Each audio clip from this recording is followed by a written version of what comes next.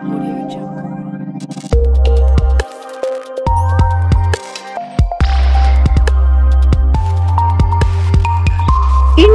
TV9 news Maharashtra.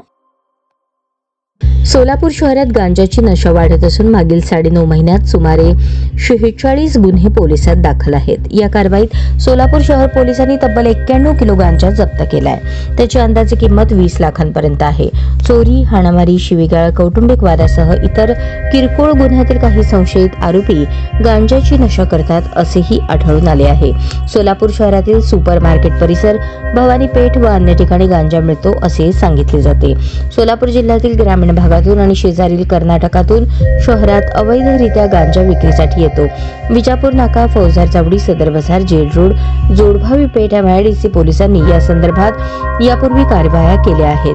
पोलिसांना त्या कारवायांमध्ये तरुणांचा सहभाग मोठ्या प्रमाणावर आढळला।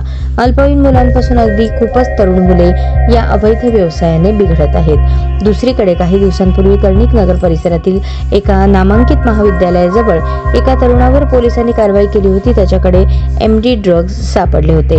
दरम्यान अवैध ताडी, हातभट्टी दारू, गांजाची नशा करणारे आणि मावा गुटखा खाणाऱ्यांची संख्या शहरात लक्षणीय असल्याचे पोलिसांनी सांगितले।